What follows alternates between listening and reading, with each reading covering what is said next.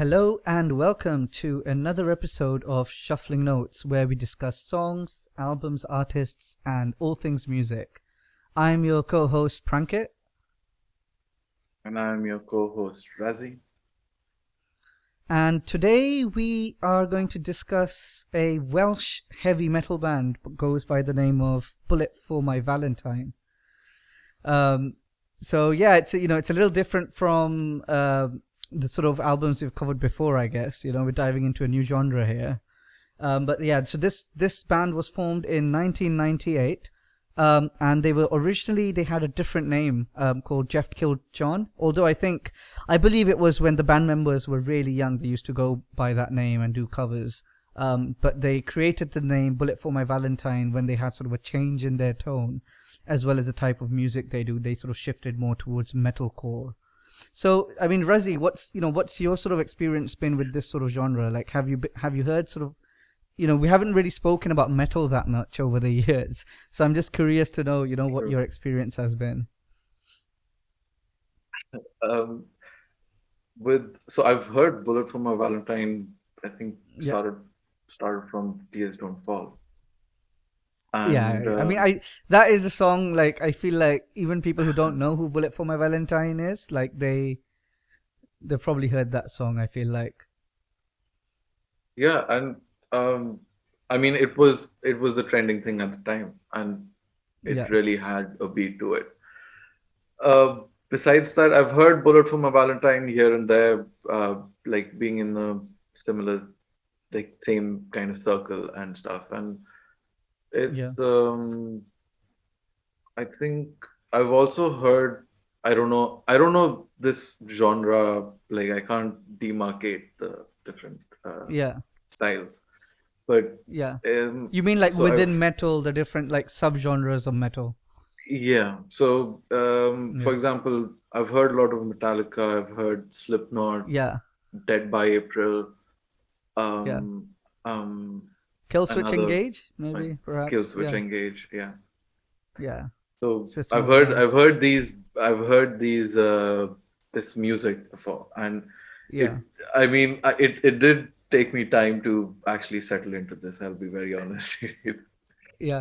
So just to sort of preface it, the album that we're discussing today is their second studio album, titled Scream, Aim, Fire, which was released in 2008.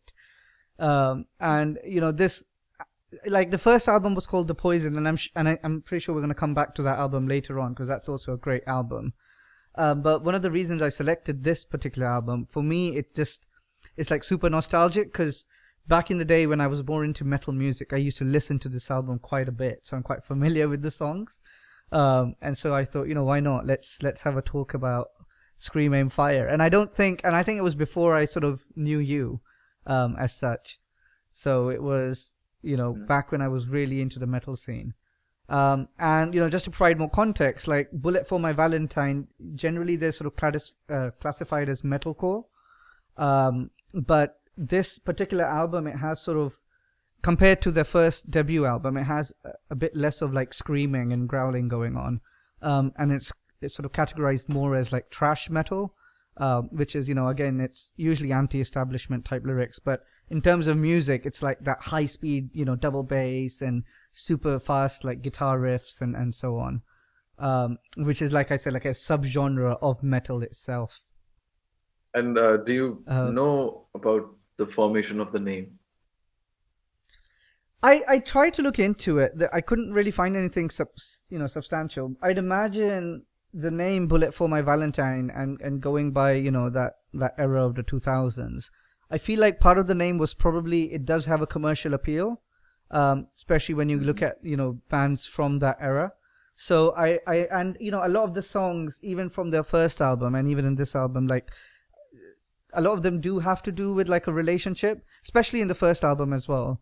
So I imagine it's sort of a combination of writing about, the type of content that they write about, but also a name which is sort of, if you hear the name Bullet for My Valentine, I guess it makes you curious a little bit, catches your attention a little bit.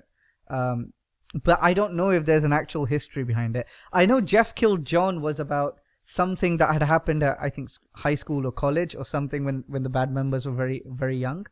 But Bullet for My Valentine, I couldn't find anything substantial about why they're called that. But it's an intriguing name. I did read something. It was... Yeah. Oh, yeah. So, so they're short at... So first, I think they went as new metal, I think. Yeah, by the name of new metal. And then... Well, no, new metal was the type of music they did. Was new metal. Oh, all so right. when they started off, I mean, new metal is, it was becoming popular, but then it didn't really take off like it was, like people thought it would. And then a lot of the bands sort of that did play new metal, they sort of scattered out into these other subgenres like thrash metal and metalcore and all of that. Yeah, because here it says as new metal had started to become less popular, the band gave it one final shot by changing their name to Bullet for My Valentine, which refers to loving lyrical content. Ah, there you go. Yeah, I suppose that's a reference there to the name then. So, I think that's new metal, which they went by, and then they changed it to Bullet for My Valentine, which I think then they have sort of focused more on the lyrics. I mean, when we do the previous albums, we'll also find like maybe a contrast between these. Yeah. No, definitely. I think lyrics, as we go through the songs and tracks as well, I think they do stand apart a little bit. And they also have, they have a very unique sound. It's metal, and especially this album, right? It's metal, but tonally it can be quite different from other bands that might reside in this own in this type of space. But I guess we'll discuss that. We'll get into it as we go track by track. Just quickly, the lineup itself. So Matthew Tuck is the sort of your sort of frontman, lead vocals, rhythm guitar, and he has done some of the the guitar solo part, in the intros on some of the songs. And then Jason, and Jay is his nickname, so Jay James. He's again backing vocals and bass. And one of my favorites, Michael Padgett is his nickname again. He's the lead guitar and backing vocals, and man, his guitaring is just ridiculous. And then you have Michael Thomas, I think, who goes by the name Moose, on the drums. And again, it's pretty, his drumming style is very unique, and you've got all the double bass and everything, but he's got, even that, he's got 3 tom-toms, usually you have 2 tom-toms on the front. So, they have a unique style and unique setup, and that's why I feel like this sound as well comes off quite, different from other bands that I've heard. I have this one introductory note that I wrote, which is created. So they created their own league of sorts, or at least that's how they started the idea for this band to not play the trending metal or what's catching on with people, but actually just do what they want to do, and people might like it. So they start with this experimental idea, and to do what they like and not what is trending is what I... Yeah, no, that's true. And I think it has that philosophy that they might have. I know going forward in the next few albums, they've had the band internal members have had issues with the direction they're headed in or the type of music they're putting out. So it'll be interesting to actually do the other albums as well on the show and sort of see how the music has evolved, as well as how they've kind of gone back and forth as well with their sound a little bit. But I think for me, Scream Aim Fire is almost is the sound, the Bullet for My Valentine sound, and then everything else it has sort of evolved from it almost. And also, part of which contributed to the way the songs are, singer Matt, he had a surgery 7 months before they recorded this album. Basically, when they did the first album, The Poison, that album did have a lot of intense screaming. It was vocally demanding. And so when they went on tour, Matt wasn't very careful with his voice. He didn't really necessarily do like warm-ups and stuff beforehand. Yeah. And so he really messed up his throat. And later on, I think he got laryngitis and so on. So he was recovering from the surgery, which limited a little bit of what he could do vocally. And in fact, I think in some of the songs they use his voice from a previous demo that he recorded, as opposed to the actual final recording, just because he was going through that. But that really affected the sound, which is why the album in general does have less screaming. But I think that did help it with a bit more of a mainstream appeal, because it wasn't as alienating to non-metal listeners. So I think it's a funny way how certain things turned out, so to speak. And I know that they've also re-recorded some of these songs in later albums, so that's interesting. Okay. And okay, yeah. I don't know. I mean, to that you were such a big BFME fan. I mean, So I mean, yeah, especially back in the day. So I know I kind of lost track of them because the type of music I haven't listened to metal in a while, not like this anyway. And then you're attached to a certain set of bands, and then those bands change and evolve, and the music changes and evolves, and then you also change. And sort of at some point, I kind of stopped listening to them. But listening to them now for this has really like reignited my sort of passion for that type of music. So that's why I'm looking forward to this discussion. And I guess just one more quick note before we sort of dive into it. There's a lot of different versions of this album, Scream Aim Fire, as they usually are. The album that we're talking about is the deluxe version, which is available on the streaming services. So that has like 4 additional songs at the end. But there are other versions of this album as well. There's like a Japanese version which has a bunch of other songs, including like covers. There's like a cover from like an Ozzy Osbourne song as well, Crazy Train. So there's a lot of different versions of it. But I think the one we're talking about today is the deluxe version. So the first track on the album is Scream Aim Fire. Nice. I mean, that's actually true. Nice. Yeah. Nice. I didn't know you had a passion for sort of screaming and. I mean, I've done it before. As we'll be going in different albums such as these. So this was my Bullet for My Valentine, and I think around 2008, 2010 was my sort of. So my brother was into hard rock metal, and he used to roar, and he had a band who used to cover these songs, and they used to do a lot of Slipknot and stuff. So I picked up the you can scream out, and that's how it is, that's the song. So I had we'll get into it, but so this song, you start. Yeah. So the Scream Aim Fire is the first track on the album, and I believe it was also like the first demo track that they actually recorded. And it really does, I feel like, set the tone for the album, and set their sound, that this is what their sort of subgenre within metal is. And it just kind of throws you in the deep end from the first song, right? It is an intense song. It starts very like high energy just off the bat, just pushes you into it, because a lot of albums, they start mellow and then they dive into like the sort of the deep end. But this really just starts off very high energy, just high octane. And I mean, what what did you think about the track in general?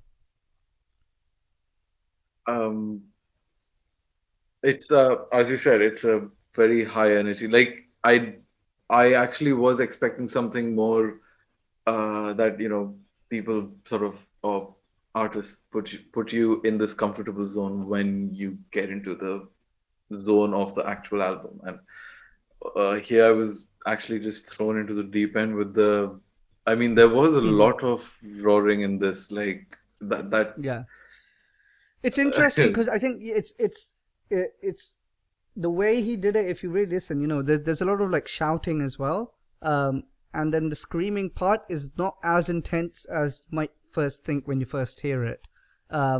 He's definitely protective of his voice as well a little bit.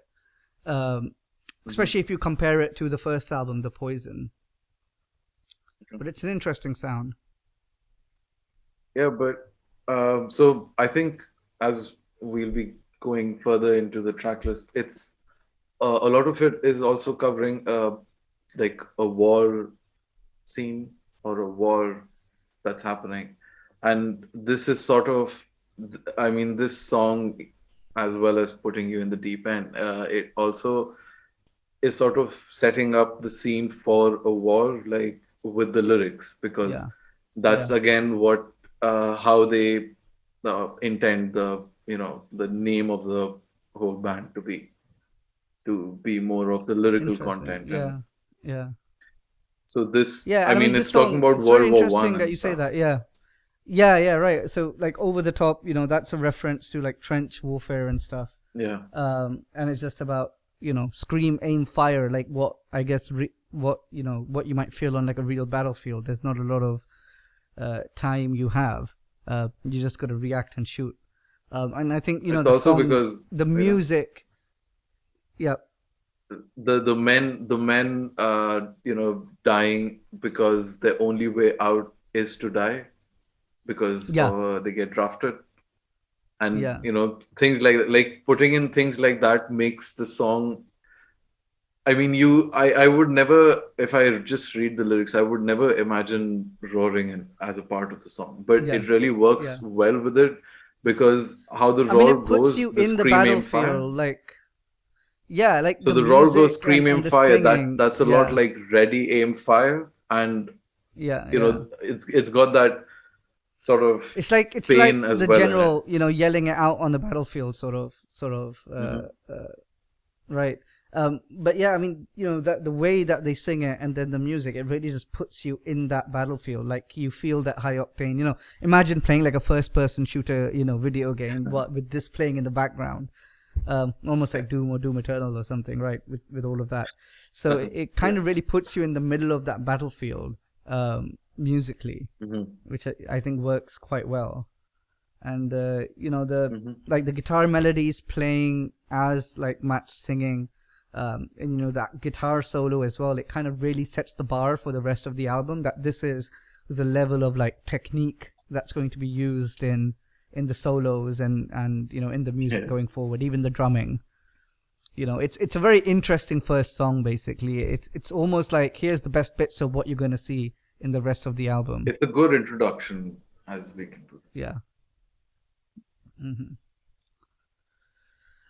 So yeah, from Scream, Aim, Fire, we move to the next song, Eye of the Storm.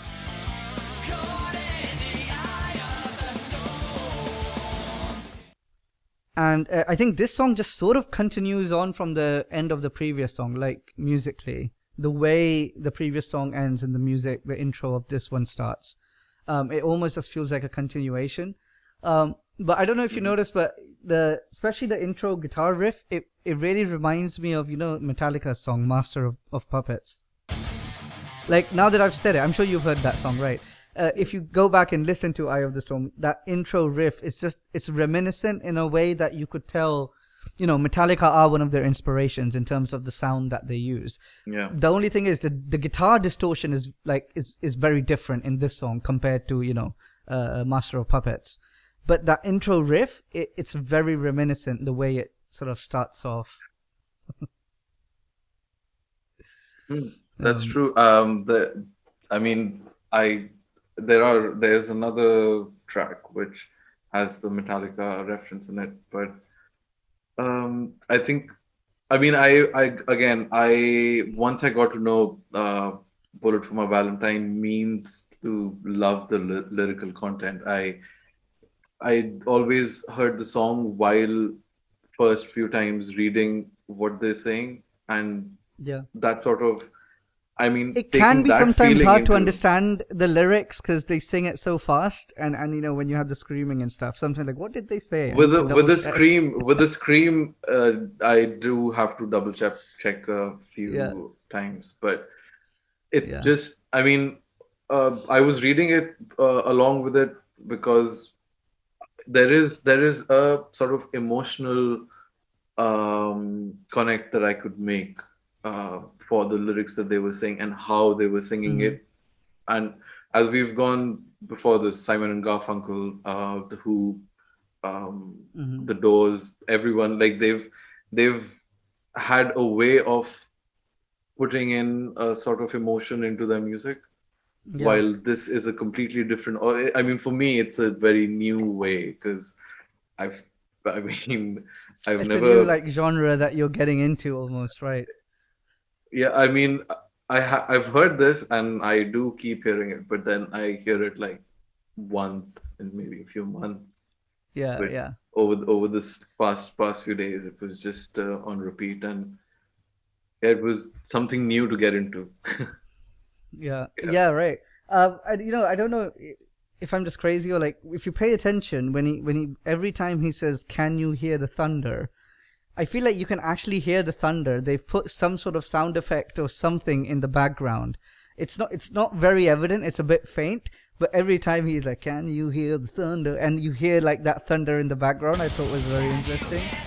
Um, and again, overall, like Scream and Fire, I'd say the guitar riff and the melodies accompanying the vocals. It's just very musically interesting. And then that guitar solo again is just completely ridiculous. It's just amazing what they achieve in all these songs. But yeah, no, I I guess mean, lyrically, yeah, yeah, it's lyrically, it's talking about being aid to someone who is, in the middle of a crisis, or in this case, a just storm. being, yeah, hmm And it's so the music also, by the end of it, it sort of ensembles yeah, a storm kind of eye of the storm kind of yeah, visual perspective. Like I could imagine a just with the maybe a time music, lapse or right? Yeah, something. The eye of the storm sort of coming together, and with the music, it sort of made sense. yeah. No, completely agree. Uh, yeah, I mean, I think great second track as well. Continues on quite flawlessly in terms of tone from the Yeah, first track. Now the third track, Hearts Burst into Fire. I think this is where there's like a tonal shift in the album a little bit. So I think this song is much less like it's not as hardcore metal, but this is one of my favorite songs of the album. Let me just say that. But it's a much more, I'd say, sort of lighter song in terms of the tone and the music that's being accompanied. mm, There isn't really like a proper guitar solo either. So I think it's definitely tonally very different from the first couple songs. I mean, I've got so this one has so many transitions that it goes through, from, like, in terms of music itself, the music intro is quite Yeah. long, I think, in this. And so I've Well, written the it. intro It's guitar is got just the so like Metallica uniquely feeling. refreshing. Yeah, and So like it's that got the riff as well. Metallica Yeah. feeling in this, and then In it the sort sense of of the builds you mean the up, clean and guitar sound being overlaid and then you get the heavy I think, electric. yeah. So I think it's the same sort of production or process, but Yeah, no, so I got it just that sounds sort of very, feeling, yeah. Yeah, it's and very along with refreshing that, in its it's sound. Yeah. I think it was this song which uh, made me decide 30 Seconds to Mars is the next one. Ah, okay, interesting. 'Cause so after Yeah. the Metallic, Yeah. as I said, it's going through transition, so it ends up on a Bullet for My Valentine kind of note. Yeah. But Yeah. in between Metallica and that, there is a 30 Seconds to Mars kind of feeling. I think in the first verse, it's hmm a Jared Leto kind of. It's the Okay, same that's very pitch, the interesting. Yeah, same yeah. kind of. Yeah. So yeah, I think.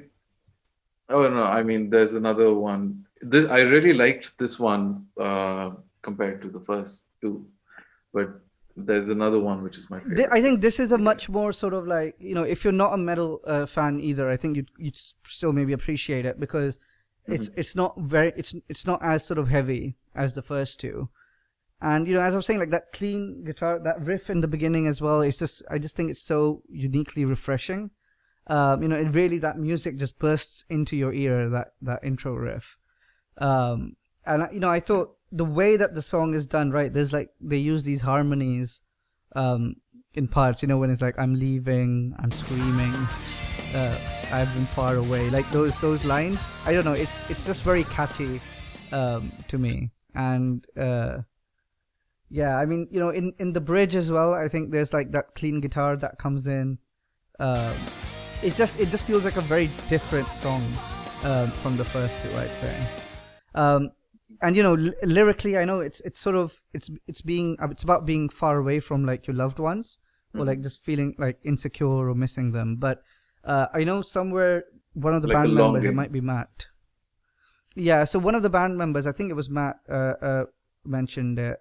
I think they mentioned it. I might just be making it up, but I think it's partly influenced by the fact that after the first album, The Poison, they were on tour quite a lot.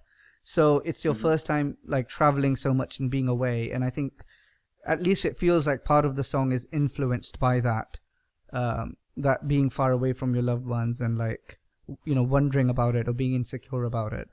Right. Right. It does also have that, how we start to assume our situation in another person's head. Yeah. I mean, Yeah. I don't have the lyrics written down for that, It's but like when you start getting there's a anxious part. and you start playing things out. Getting anxious, yes, exactly. Yeah. That part's there as well, and along with the feeling of longing for someone. Yeah, there is an acoustic version of the song as well. I'm not sure what album it was released on or how they released it, which I've heard, but I still prefer this one. I thought the acoustic one would be more interesting, and it is, but it's just the way the song is put together with the different guitar sounds and different layers. It's just it's so perfect, right? It is. Yeah. I'm talking about not the song now. It's Yeah. what you said, that the starting of this song has the sort of that, what term did you use? Clean guitar? That yeah, like clean. It's not like heavy distortion. It's like a, So clean that guitar sound. that clean guitar sound is, I think, a signature of Metallica. They You know, use a that similar sound. Yeah. In a lot of so their songs as that's well. and then how you explained, it sort of pierces through your ears and you just like Yeah. it instantly.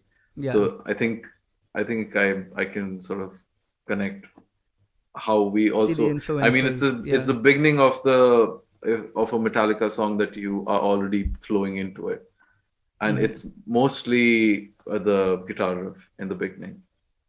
Mhm. Interesting. Yeah. Yeah, and I think the ending of the song as well, like it ends on that like note, and I think it perfectly segues into the next song, which is "Waking the Demon."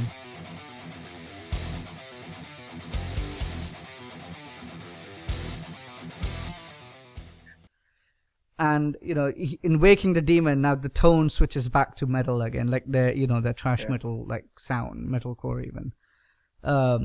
So and just to set the tone, I think one of the band members, I got a quote here. They said, "Waking the Demon is about finding someone's inner demon. Most of us in the band got pushed around in school, so the song is about getting tormented day in and day out for years, and then one day snap, fight back." And I think the song really does like capture that anger and frustration and that need for revenge, and like then waking up that inner demon, right? True. It does capture that musically quite a bit. There's also so this song was, I think, the first 2 or 3 times it felt like a ritual, Yeah, you're right. It's like a cult ritual, yeah, and in fact, yeah. Mhm. yeah. No, I was just gonna say, I don't know if you've heard of the band Him, HIM. It's almost like I gothic think I metal, have. like Wings of a Butterfly or Vampire Hearts. Uh, Hmm. and this song very much, it reminds me of that type of music, that ritualistic, dark metal type tone. And I think that's what you're catching on right here. Right. I'm It's not. I just mean, I musically so think I've unique. heard of him, but I can't remember the music. But this one, I sort of experimented with by setting an alarm, and the tone was the waking the demon, and you know, it worked Yeah, because I said it. nice. I said it without vibrate, so the vibration doesn't wake me Yeah, up. The sound does, and yeah, yeah, well, it yeah, worked. It did wake the demon. yeah. Interesting way to start the day, Ravi. Right. And I've got to point out, again, another completely ridiculous guitar solo. Um, they just they just, push it up a notch with every song, I feel like. Um, Mhm. but yeah, very great, very interestingly unique sound from the first three songs again. It's more metal, but it still sounds different from like Scream, Aim, Fire, right, and Eye of the Mhm. Storm. And, then this song is followed by Disappear.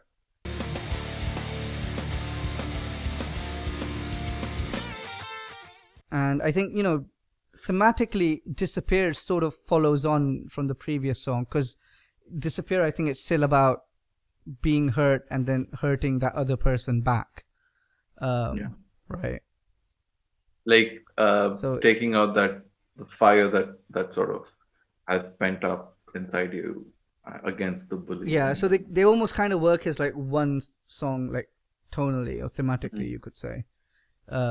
And again, Mhm. another completely intense guitar solo in Disappear. It's just crazy how many guitar solos these guys can come up with, and especially Page. Um, yeah. And then, from Disappear, we get to one of my favorite tracks again off the album, Deliver Us from Evil.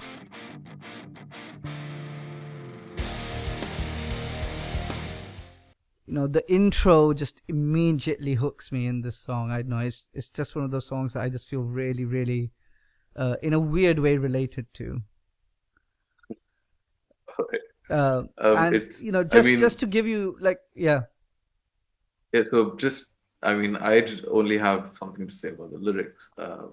It's it's like you know a fight back from pressure yeah, when when you don't want to give in to the pressure. And I think there's a lot of there is a reference of God as well in the lyrics, and or hmm, praying, something like that.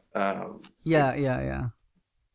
You know, and along with that, I think there is a line. Or do you have the lyrics in front of you?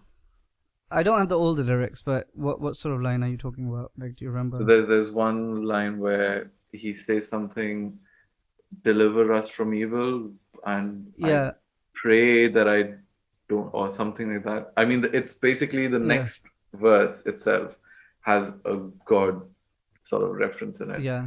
and Well, I don't know. just to That's give just you context, interesting actually. writing.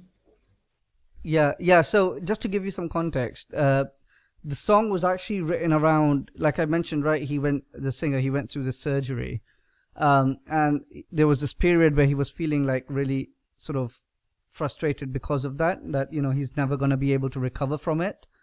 And I think his exact quotes were, "There's like all this anger, frustration, depression, and negative feelings I brought into this song." And I think some of the lyrics also portray that, right? There's like, my body hurts too much, and pressure adds to pain. Again, you're talking about the pressure, and it's very much what you're saying, right? There's being a frontman of a band, being the lead singer. There are pressures on you, right? You have to perform, and your Yeah, voice is like your main thing. So, yeah, losing your voice, you're losing what makes you that front man. And I think you can almost crumble under that pressure, which is not just yeah, the physical pain you're feeling, but all of this added social pressure you're feeling of being this lead member of the band. um but yeah, I mean, like you said, the lyrics is just very beautifully written around that, and it's sung in that way where it really brings that out. Yeah. I think in the song, right? Mhm. And again, that guitar I mean, solo. I Hey, do I need to mention? I mean, there are guitar solos which I've mentioned, which sort of stood out for me. Um, Yeah, but yeah, I mean, it was just very interestingly written, and all of these songs yeah, are, you know, as we'll also go along, they're all very personal. Like they've yeah, been yeah. experienced by the songwriter, and yeah, in this case, the They're not singer. just abstract, right? There's something Yeah, relatable they're, within it. and I think um, you know, the singer sort of wanted to connect with the audience as well on some terms. Hence, he also included a few sort of themes that we'll get into later. Yeah. And the song towards the end, they repeat the like these two three lines a bit like the chorus lines. The tank is empty, let it dry, I'm suffering. A passion ending, so the world keeps on turning. And I just love that part of the song anyway. And so it's just it hooks me so well from the intro riff all the way to the ending and the way they end the song. Um, it's Hmm. just it's always from the first time I heard this album. Hearts Burst into Fire was a song that really caught my attention, and this was another one that really grabbed my attention, just musically and lyrically. And I didn't even know much about the context around the song, or I didn't pay that much attention. It's just over time I learned what the story behind it is. But I've just always been very attracted to this song for some reason. One of my sort of go-to bullet for my Valentine songs. Interesting. I mean, Yeah. yeah, And good then to see this from side of you, yeah, Pratik. I think you're gonna see much more of it now in the upcoming albums that we're gonna have. And then Yeah. from this song we move on to Take It Out on Me. This song was actually written in collaboration with Benji Webb from another band like Skindred. And I think he sings part of the chorus as well. I'm not quite sure what part of the song he sings, but there's a part in the chorus I feel like is not Matt. I could be wrong. One of the screams. And yeah, I mean, what was your sort of thoughts? There's a part, I think it connects dysfunction and family values, which I felt, Yeah, which I yeah, felt was yeah, something that, it's the truth, but it's the kind of truth that yeah. no one wants to accept. Interesting. Yeah, yeah, true. I mean, like, the So, song really and feels it's sung about a that way little as well. bit. Yeah, I mean, to me, like, it feels a little bit about sort of like having responsibilities or having things you need to do. And, I don't know if you Hmm. do it or not do it, but, and then you're the one that people lash out on, that it's like your fault. Like, take it out on me, basically, Yeah, is what the song says, right? yeah, Um, yeah. but I think one thing that stands out in this song to me is like towards the middle of the song, there's like this. Hmm. They have again that clean guitar sound, and there's like Hmm. this build up to the the guitar solo, and like, then the singing like this fire burns inside. There's nowhere left to hide, and Yeah. like it's just kind of there's like this just build up and build up and build up and build up, and it just feels so epic, up to the guitar solo. In fact, there's like I've seen some live videos of it, and they do like a great version of it live because like the audience is really into it, and you see like the the bass, the rhythm, and the lead guitar. They got it all the way up, and they're just going at it. So it's just this amazing moment they create with this build up. So even though I have other songs which are like favorites, if I could watch them live, perform one song, it would be this one, Take It Out on Me, just because that section in the middle with the build up, it just feels so epic. It's just amazing. It's like I don't know if you've seen Bill and Ted, but it's something like that where I they have haven't. that massive. Hmm. Oh, you gotta watch it, man. But they have this massive like musical moment. Like, yeah, I mean, it's just amazing. Uh, yeah, I mean, I again, I'm not. I mean, I only have something to say about mostly about the lyrics, and yeah. No, that's then fair. a Yeah, few parts where the music stood sort out of, to you. you know, Well, I mean, look, I've heard a lot of these songs so many times now that it's, when I hear it, or when I'm making these notes, like so many things just jump out to me that I've observed like yeah. over the years. So yeah, I mean, from this song, we then again, there's a tonal shift in the album a little bit as we move to Say Goodbye.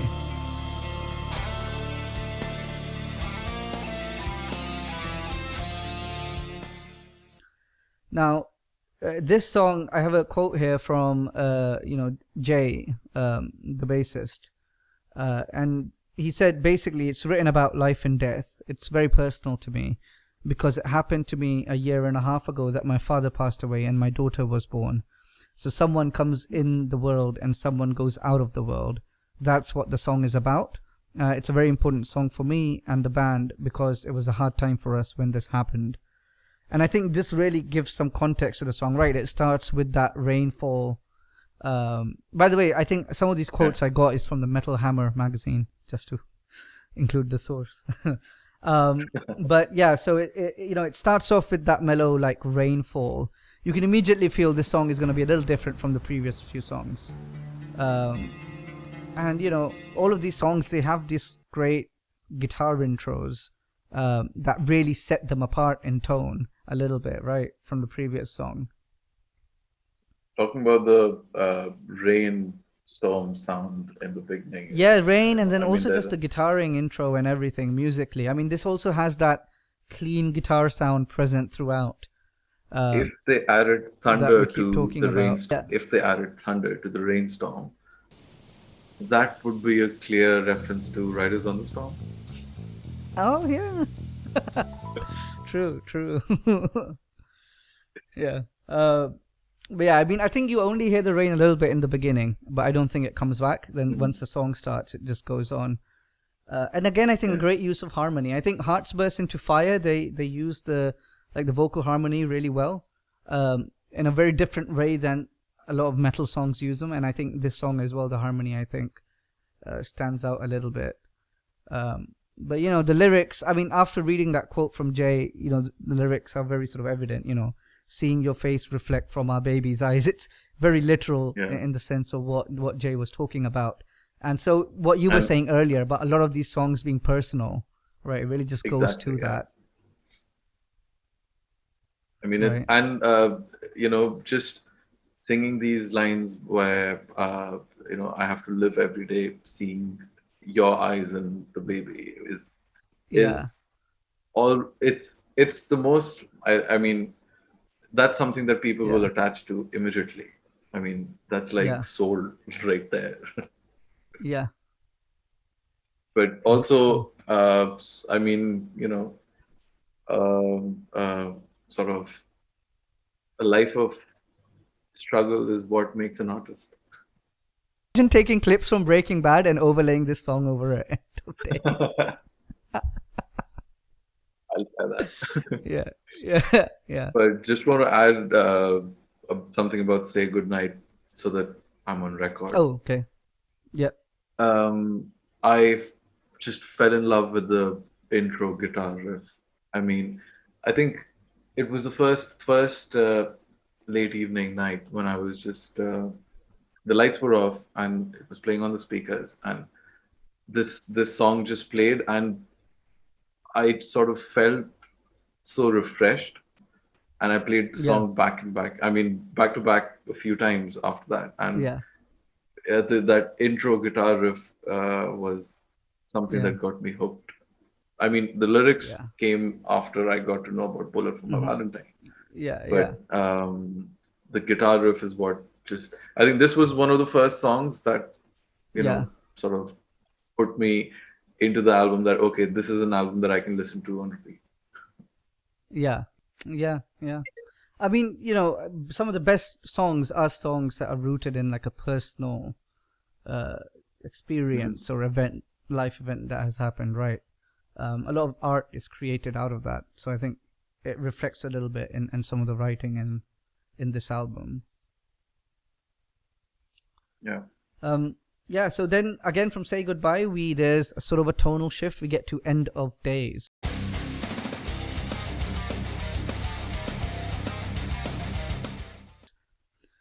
And I think this song is one of the songs. I think lyrically, it's more of just, it. So I guess the concept of the song is more about, and I think this was in an interview again that they mentioned, like, if you had 24 hours to live, how would you live it? Would you go, take drugs and get smashed or whatever, or would you go to your loved ones and your family? And there's a little bit of that in the song, but it really is just about knowing that the end is close, right? Like, there's a line, no more sorrows, no tomorrows, I've never felt alive before. And it's like, when you know you're gonna die, you live life to the fullest in a way, right? There's something If that I anyone's want seen to Breaking add. Bad. There's something I want to add to. I just had a lot of questions actually for End Yeah, of Days, and especially questions at the 3 minute mark, yeah, where it's. I mean, the sort of music is just. I mean, as I said, I had questions in my head in that. I don't know if that's an yeah. interlude or not, but in that section, I had questions which sort of ended in a superhero You're gonna do a landing. superhero landing. Wait for it. Okay. I Yeah, mean, yeah, if you listen back to it with this thought, maybe you see a yeah. superhero landing. Definitely, I'll give that a go. One of the classic Yeah, Deadpool superhero landings. yeah, yeah. And also, again, like, I guess I don't need to mention it anymore, but that guitar solo in this song is also just like off the charts. I mean, like, if just in general in this song, if you just try to listen to the guitar part like isolated, it's just really impressive how complex it is. Because, like, there's so much going on, it can be sometimes hard to appreciate how complex, the rhythm is that's being played in general, and how the different melodies are working together. They do use this like cool stereo effect. I think it's only like twice throughout the song, but it is, every song, I think musically they're really trying hard in terms of the techniques that are being used to make it Mhm. stand apart and to make it something unique, and I think it comes out really well. Right. I mean, as you said, it's something. I think what you're saying is something that a guitarist, especially, a lot of Mhm. musicians and a guitarist, especially, Yeah. would actually understand. For example, if I'm watching Yeah. something, an animated Mhm. cartoon Yeah. video of visual Mhm. effects, I see the work that's put in, and Mhm. over here, I think Can it's the same appreciate that it. you're seeing, Yeah. and you can appreciate it better because you know Mhm. how many layers have gone in, probably. Mhm. Yeah, I mean, it's just it's so challenging what they do, and it's just, I think it's quite unique to their sound as well.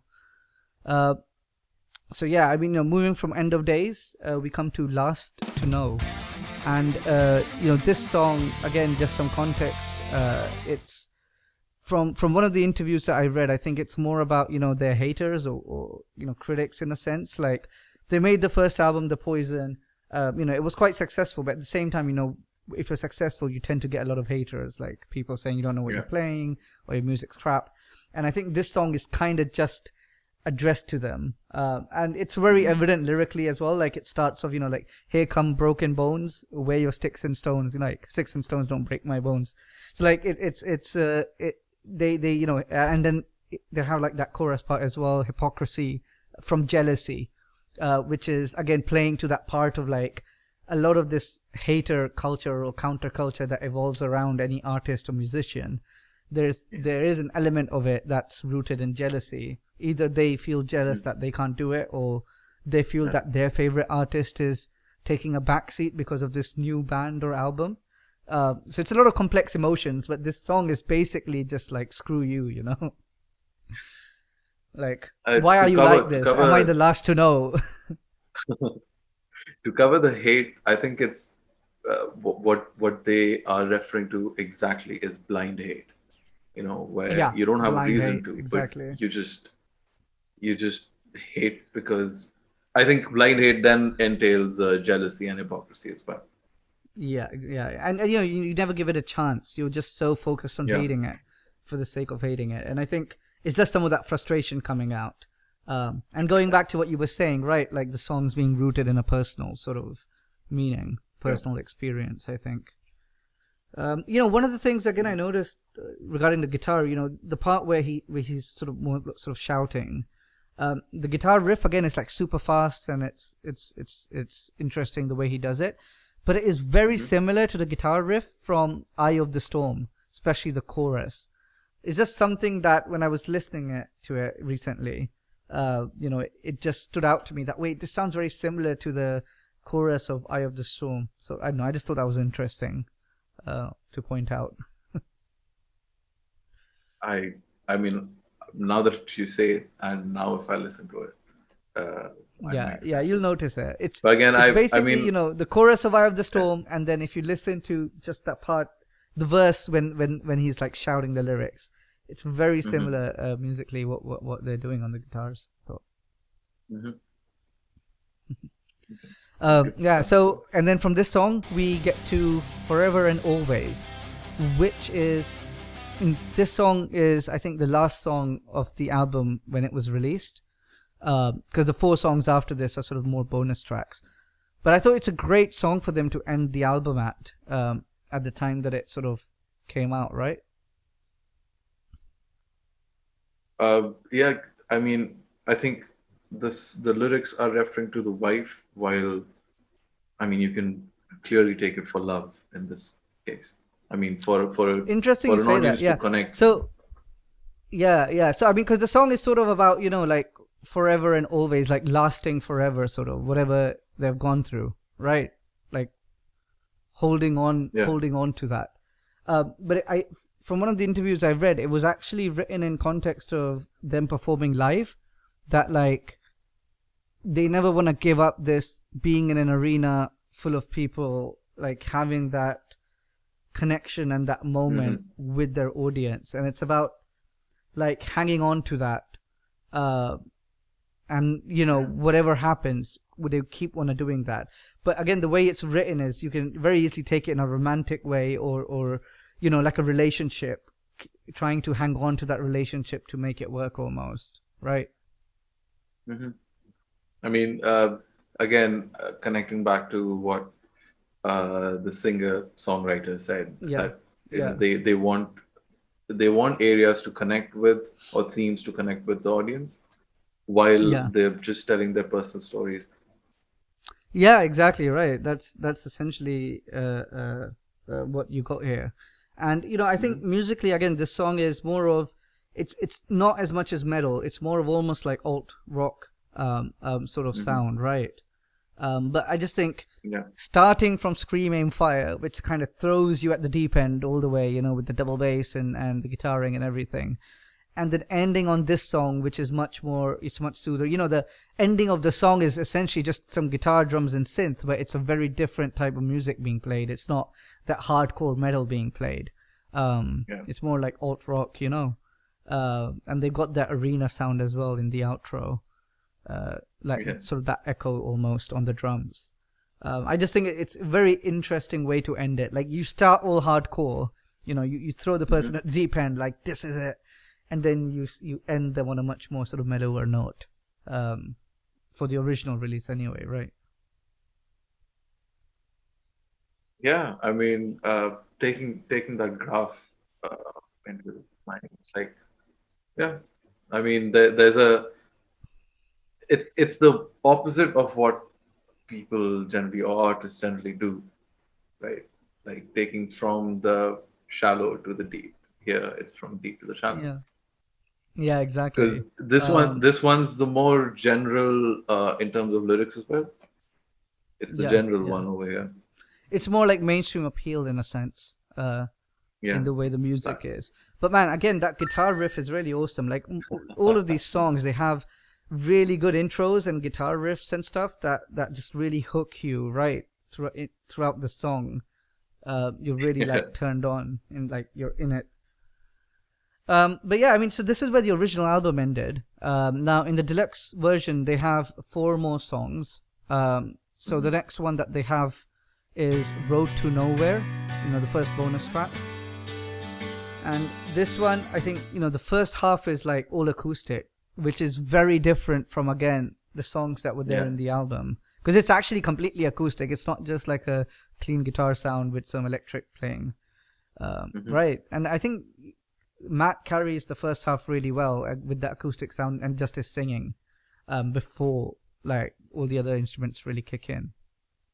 Yeah, I think the three songs, The Road to Nowhere and the next two, are sort of, they have that a complete different feeling from the rest of the album, or at least there are parts which you can connect to the album, but there are parts which are completely new for, someone like me who was listening to this whole album in one go for the first time. Yeah, they definitely are bonus tracks. They do set apart a little bit, and I think Road to Nowhere, it's essentially just a breakup song, and hence it starts off even with that sort of mellow guitar sound. Repetitive now, breakups, if you move on, or repetitive goodbyes. Yeah, but this sort of breakup part, or this like dysfunctional relationship, it sort of escalates, right? So you start with Road to Nowhere, then we go to Watch Us Die Tonight, which is much more intense. It's again about a relationship sort of breaking down. Dying relationship. This part in the bridge, I think it's like everything will be all right. I'm watching us die tonight. I don't know, it just really gets me, like that bridge part, because it feels again very personal, the way it is, right?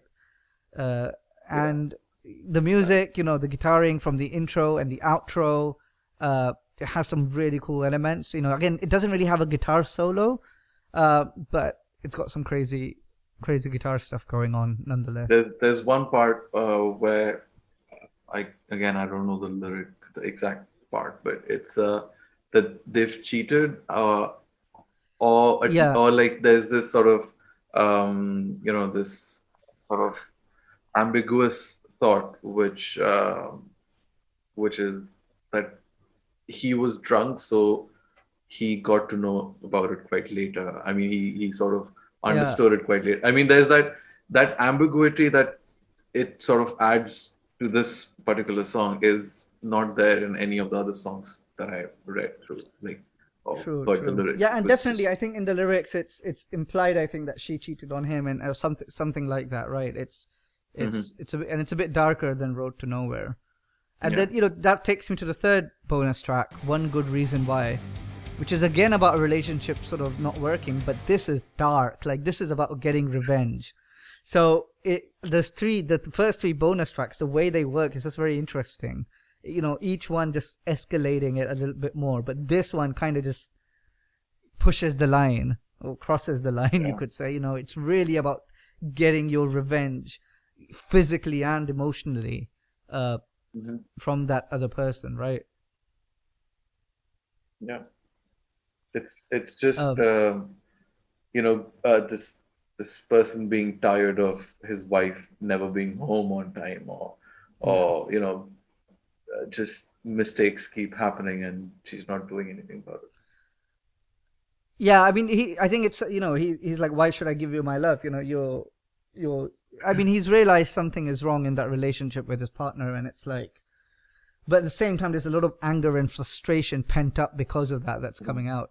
I really like that part in the song as well, like just musically, like the melody, like that, like body shaking, darkness, right? It's just, I don't know, it just really hooks me again.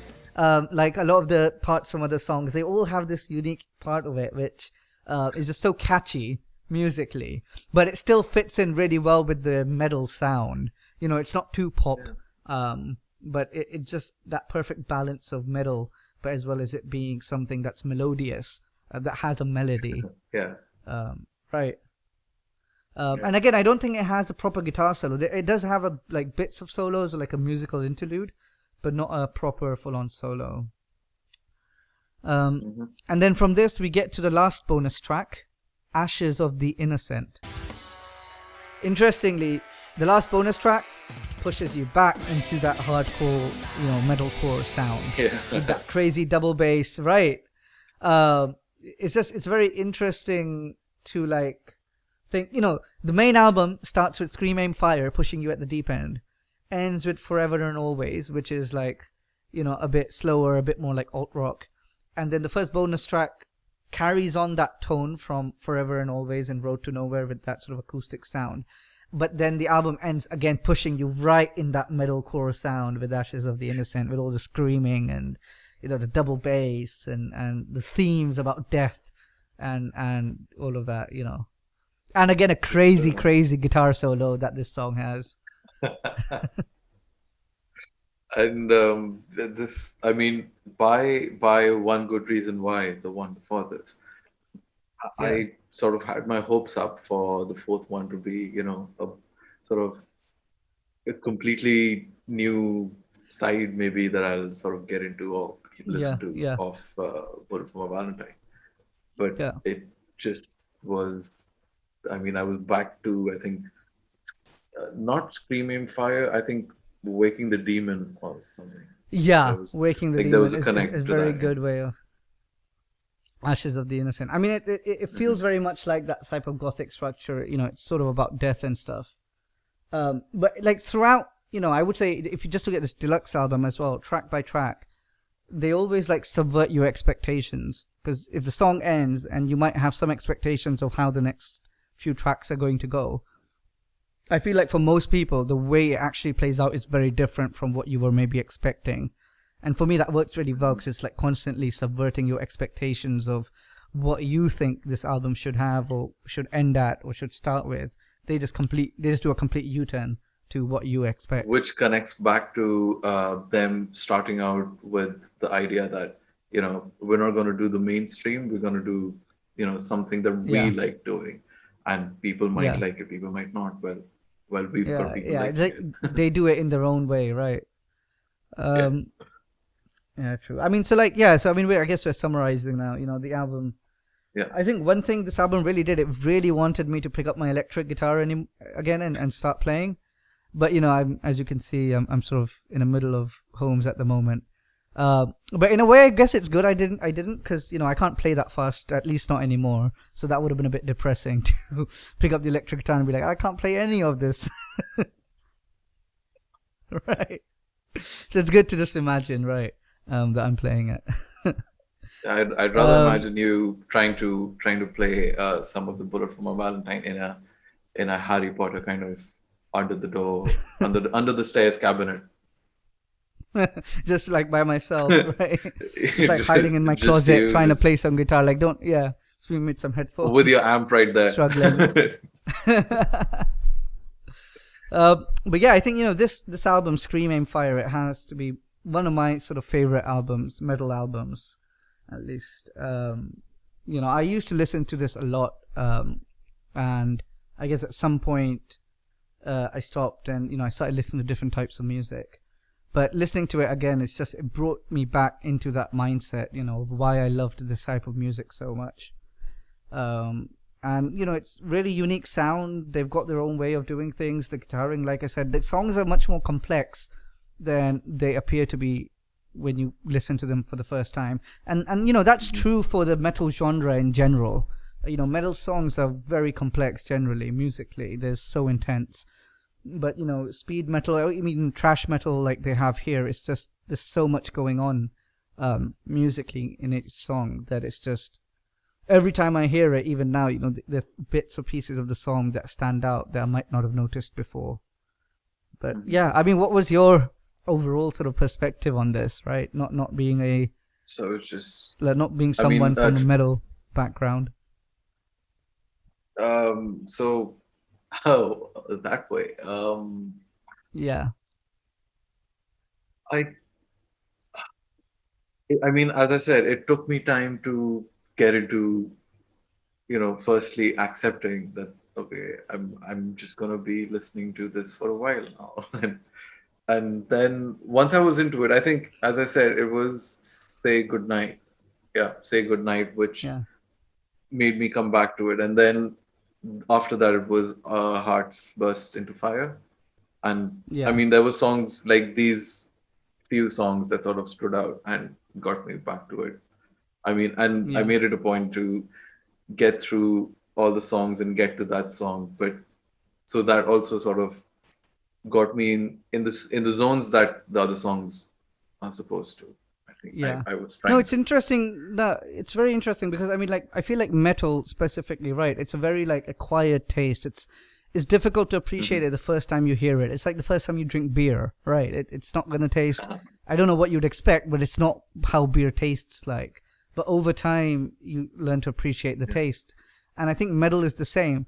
But with an album like this, Scream Aim Fire, having those songs like say Goodbye and Hearts Burst into Fire and Forever and Always, those softer Yeah. songs, I think it eases you into it a little bit because you start to appreciate the music more through the songs that you initially connect more with, and then you begin to connect with the other songs that initially maybe were too abrupt or too different from the type of music that you're used to.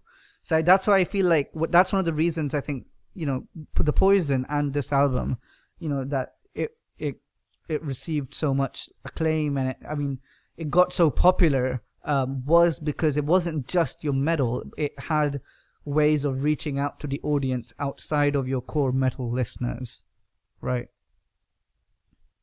I mean, I would want to add a point which is, completely not what you'd expect. But Yeah. when I got to know of some background of Bullet for My Mhm. Valentine and also a little bit on the album, it and then as I got into deeper into the songs, Yeah. it's more like like a rap album, as rap albums Yeah. Yeah. are, sort of, Yeah. putting your personal perspective into words and just Yeah. putting it into a beat over here. That's, I Yeah. mean, they've done a completely different job than a rapper would. And along with that, then because this was in my mind when we started discussing of how personal songs are and how they actually are, because there's backstory behind a few of them. The one good reason why that we Hmm. just spoke about, Yeah. that sort of also the lyrics put me in the zone of or Guilty Conscience's first segment, Uh-huh. Yeah. Yeah. Yeah. Guilty Conscience, right? Eminem, right? Yeah. Yeah, so that first Interesting. segment where That it's type of the frustration and man. and yeah. So there's the liquor store. No, the first one. It's the one where Shady wears your gun hat or something like that. Yeah. Yeah. Yeah. Yes. Yeah. When he's When he robbing the goes liquor back to store. his trailer park. Yeah. No, he's going Yeah. back to his trailer Oh, home, oh, yeah, yeah, and yeah. That's the last one, yeah. right? When he finds So the last her one, cheating on yes, him, yeah. and yeah, And I yeah, think that there makes was sense. another Yeah, song yeah. which was connecting to liquor store. Was it? I'm not quite sure. Anyway, yeah. So that Guilty Conscience is one song that sort of hit me Yeah, going from the lyrics since itself. yeah, and since we've spoken about one good reason why, like since I said I can't get that body shaking, darkness fading, that that hook part out of my head. It's like it's just been playing on repeat, just two lines, over and over. But that's what this album I think does to you in the end, right? I think regardless if you like all the songs or not, I think a lot of the songs have parts of them which will get stuck in your head, just because they're so intense or Um, they're so so catchy in the beginning musically. itself, there's Scream Aim Fire, where I just found myself, you know, roaring Scream Aim Fire every now and then. Just, I mean, Yeah, it had just a you're on the I bus and then you can't just I start can't screaming. Yeah, I can't explain the feeling. It's just well, no, yeah, when I I was quite conscious yeah. of where I was, but That's good. Yeah, it's good to you know. know, but Scream. I mean, there are parts Yeah, of then our hearts burst into fire. Then there are parts of Waking the Demon as well. where I was just, you know, just one line or two lines of it, and just on repeat. That's in my head, and maybe if it was a raw part, I did Yeah. try it out Yeah. for Screaming Fire, for example. Yeah. Yeah.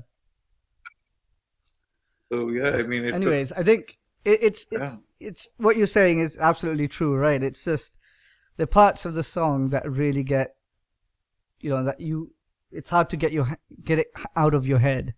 And I'm excited to actually go over some of their other albums as well, including The Poison.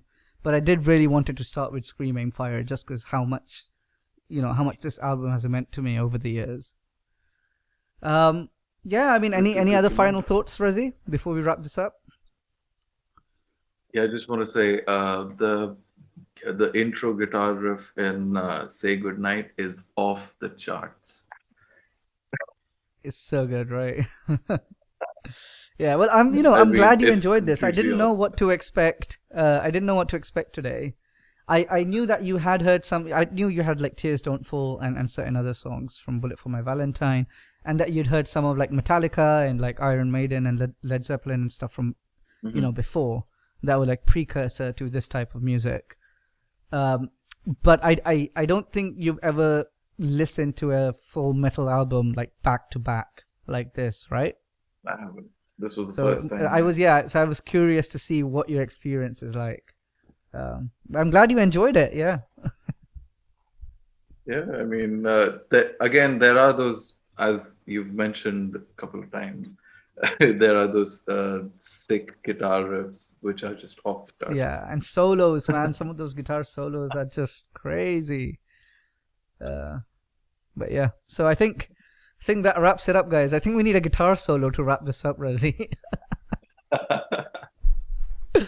But yeah, I mean, thank you very much, guys, for tuning in, and we will see you next week with another discussion. I think, well, we've already said it. I think it's going to be 30 Seconds to Mars, but we're not quite sure which album yet. So stay tuned. I think so. All right. See you guys.